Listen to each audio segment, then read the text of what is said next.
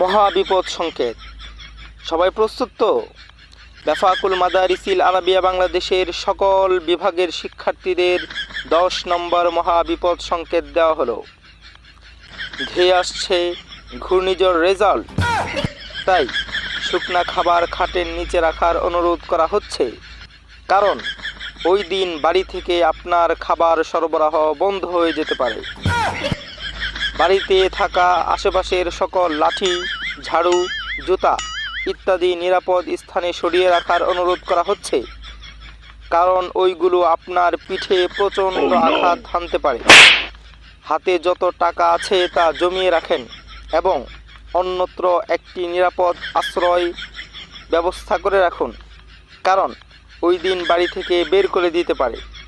আঘাত হানবে অচিরেই, আগে থেকেই প্রয়োজনীয় ব্যবস্থা গ্রহণ করার অনুরোধ করা হচ্ছে।